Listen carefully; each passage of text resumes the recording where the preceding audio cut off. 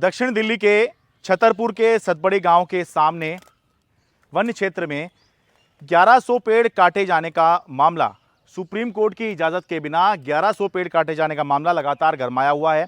आज इस मामले की जांच कर रही दिल्ली सरकार की फैक्ट फाइंडिंग कमेटी के सदस्य मंत्रियों ने इस इलाके का दौरा किया और मंत्रियों का कहना है, उन्होंने आरोप लगाया कि सुप्रीम कोर्ट की मनाही है कि फिलहाल यहां पर कोई काम नहीं चलेगा। इसके बावजूद भी यहां पर काम चल रहा है और अधिकारी जांच में सहयोग नहीं कर रहे हैं। आप देख सकते हो जंगल के बीचों बीच ये सड़क है। यहाँ जंगल था पहले, जंगल था यहाँ पे पहले, पेड़ थे बाकायदा, और देश की सबसे बड़ी अदालत सुप्रीम कोर्ट की रोक लगी हुई है कि यहाँ पे सारे काम बंद कर दो। उसके बावजूद आपने देखा कि बुलडोजरों से काम चल रहा है। आप यहाँ पे मिट्टी के ऊपर इन निशानों को भी देख के कह सकते हो कि अभी तक यहाँ पे काम चल रहा है। क्यों चल रहा है? क्योंकि कितने पेड़ कटे, इसका फैसला उन जड़ों और तनों से होगा जो कटे हुए दिखेंगे।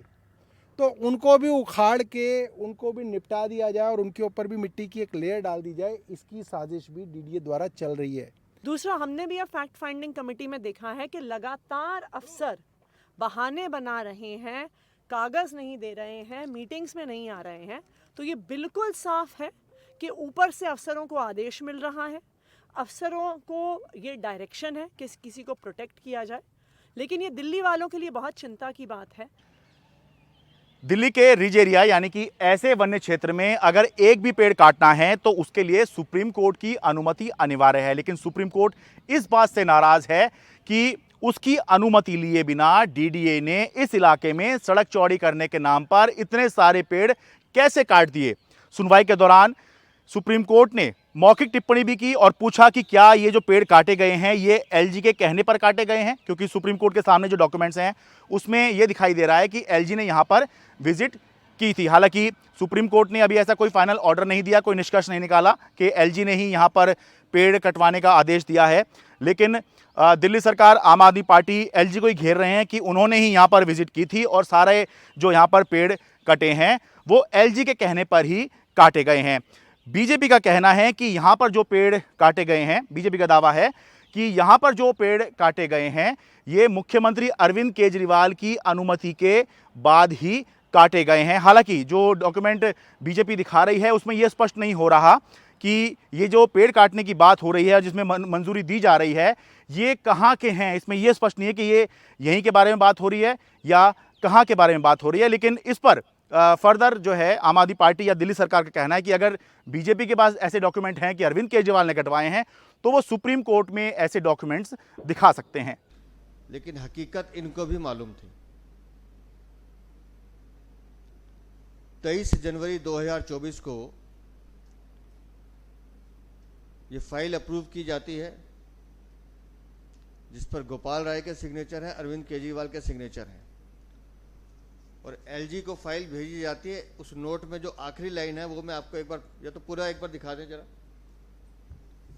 एक बार पूरा दिखा दीजिए।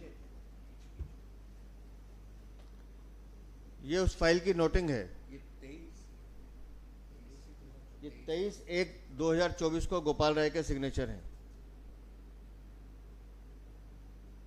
नोटिंग में लिखा जा रहा है कि 422 पेड़ काटने की क्या क्या प्रजाति है, क्या होना है, वो सब लिखा हुआ है इस पे। और ये फाइल अप्रूवल के लिए भेजी जाती है चीफ मिनिस्टर को। अगला दिखाना जी। The proposal at page 11 and is proposed. अब आखिरी पॉइंट पढ़िए। Honourable LG is bound by aid and advice on this subject. माननीय उपराज्यपाल बाध्य हैं इस एडवाइस को मानने के लिए। और नीचे अरविंद केजरीवाल के सिग्नेचर है। ये है आम आदमी पार्टी का सच। ये देखिए, ये डॉक्यूमेंट है जो बीजेपी ने जारी किया है। इसमें 422 पेड़ काटे जाने की बात हो रही है। यहाँ पर मामला 1100 पेड़ का है। तो दूसरा, यहाँ पर ये स्पष्ट नहीं हो रहा है, इसमें मंजूरी तो दी जा रही है लेकिन ये स्पष्ट नहीं हो रहा है कि ये कहाँ के पेड़ गिराने की बात हो रही है। सुप्रीम कोर्ट में इस मामले की अगली सुनवाई शुक्रवार 12 जुलाई को होगी, जब दिल्ली सरकार की फैक्ट फाइंडिंग कमेटी की रिपोर्ट भी सुप्रीम कोर्ट में दी जाएगी। साथ ही डीडीए के उपाध्यक्ष और दिल्ली सरकार के पर्यावरण और वन विभाग के प्रिंसिपल सेक्रेटरी को सुप्रीम कोर्ट ने जो कंटेम्प्ट ऑफ कोर्ट का नोटिस दिया हुआ है, उस मामले में भी ये दोनों लोग जवाब देंगे। तो इंतजार है जब 12 जुलाई को शुक्रवार को सुप्रीम कोर्ट इस मामले में आगे की सुनवाई करेगा। दिल्ली के छतरपुर से अपने कैमरा सहयोगी मोहम्मद मुरसलीन के साथ मैं शरद शर्मा, एनडीटीवी इंडिया।